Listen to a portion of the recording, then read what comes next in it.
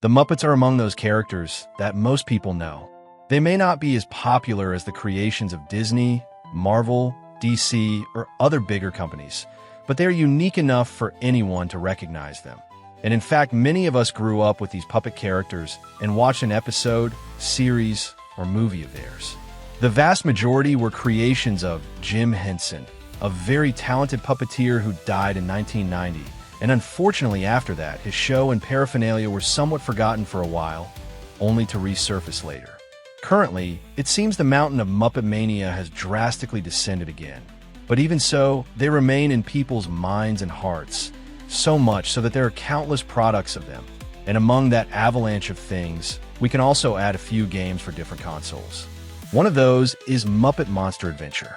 This game was created by Magenta Studio and Jim Henson Interactive in 2000 and was released exclusively for the original PlayStation.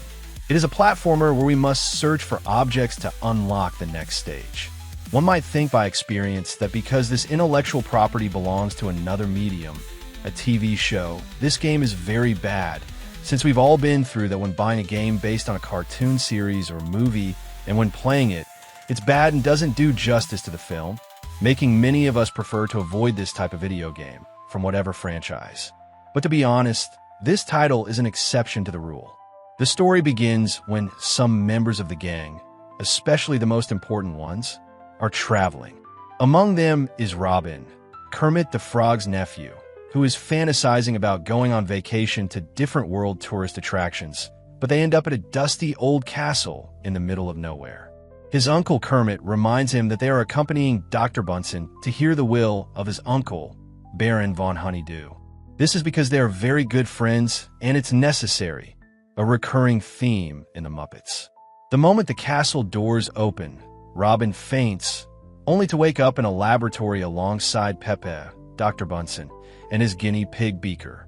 They explain to the young frog that they were ambushed and his friends were transformed into terrible monsters by the evil energy of the place, which has begun to spread to surrounding areas. Robin asks what he can do, and the doctor presents him with the energy glove, which is capable of repelling evil energy, absorbing it, and storing it in a backpack. The catch is that it works with the anatomy of amphibians, conveniently. So Robin ventures through the hub to teleport to the places affected by this event, as well as to rescue the gang. The game is a platformer whose main objective is collecting stars to unlock the next level. Each level has a maximum number of stars, which are scattered in different objects, lying on the path, or inside enemies. Meanwhile, Pepe gives us information or activates different minigames. The gameplay is similar to Spyro the Dragon, where we have two different attacks and need to switch between them to defeat enemies. These attacks are a body spin and a ray produced by his glove. Some enemies are immune to the spin while the ray damages them. All die with a single hit. This also applies to certain objects that we might call strongboxes. It might seem very similar to other titles of the era, but it has a very interesting mechanic. In the first levels, we must find and grab stars with the faces of your Muppet friends. After finding them all, we gain the power to transform into the monsters they became, and thus use their abilities. We can climb, glide, dive, break walls, and push objects. Once we grab these, we keep them forever. We also have to find tokens with Kermit's head. Collecting a certain number of them opens the stage to fight the boss of that level block. These tokens can be obtained in different ways, normally by finding them throughout the level, but we also have to complete Pepe's challenges or those of other characters to get them, such as racing against them, finding objects, or solving puzzles. Similarly, in all levels we must collect the letters that spell bonus to open a hidden box and collect its golden token. The controls respond adequately. We can run.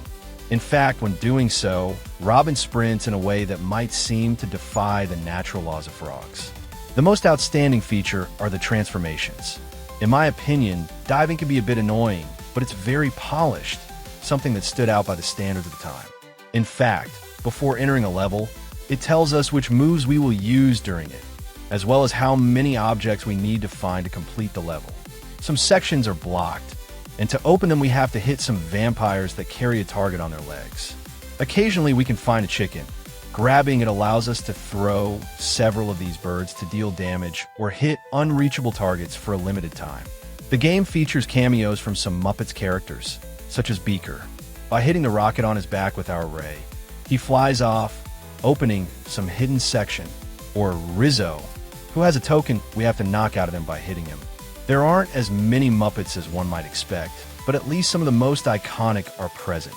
Pepe's minigames have a fairly easy difficulty level. You'll rarely struggle to complete them on the first try, but they help break the game's monotony. All levels are accessed through the HUB, a portal that takes you where the action is taking place.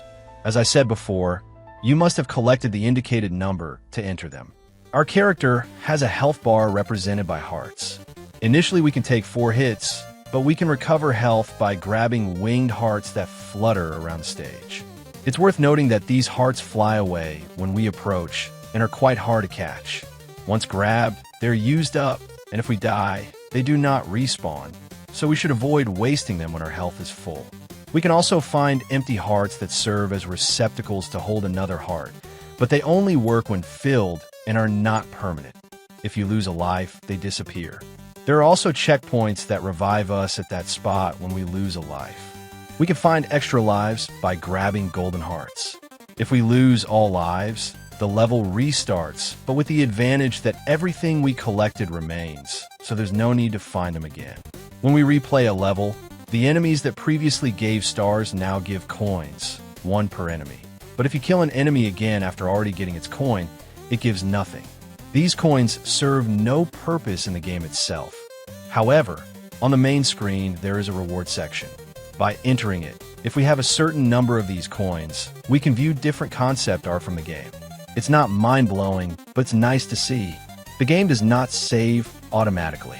To save, we must access the pause menu and save our progress. This can be done at any time, either in the hub or at any point within a level. The enemies are many characters or objects with little eyes, but they fit well with the Muppet style. In fact, their design is very similar to what you might see in the show, especially those that resemble humans. Meanwhile, the bosses are versions of well-known monsters from literature and film, portrayed by some of the main characters. For example, we have Gonzo in his role as Nosferatu's, Fozzie as the werewolf, and so on. These bosses have 3 hit points, and to damage them we simply need to dodge and wait for our turn strike. Truth be told, the boss fights are very easy, and you'll defeat them in less than 10 minutes. Something worth noting, the music is what you might expect from the series, especially when it blends with the main theme. It's somewhat forgettable, especially if you never watched the original show, but if the opposite is true, you might remember it. It also has a glitch. It will stop playing at times or cut off abruptly, something common in many games of that era. Moreover, for English speakers, it features nearly the original voice cast for the characters, a very attractive bonus that certainly triggers nostalgia for some. The game itself is very simple and can border on easy. There will be moments where the game shines with a higher difficulty, but nothing that requires all your skill. This isn't so bad. In fact, I see it as being aimed at novice players. One slightly strange thing is that the stage themes clash with the overall theme. For example, could someone explain how Frankenstein fits with an ancient Chinese temple? That doesn't mean they are bad. They just don't match the monster theme. Also, why use certain less popular characters while leaving out others with more fame, such as Animal? I would recommend this game to people who like these puppet characters. If you like something simple where you have to collect objects, it's a great title. I would not recommend it to those looking for a challenge. This is far from that. If you're looking for something that revolutionizes both story and gameplay, you might find this very generic.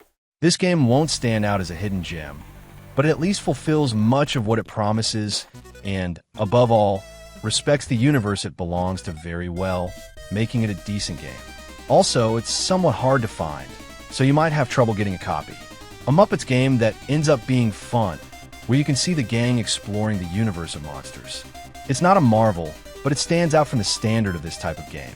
That is Muppet Monster Adventure. I hope you liked the video. If you did, hit like. If you know someone who might like it, share on your social networks, and don't forget to subscribe if you like the channel.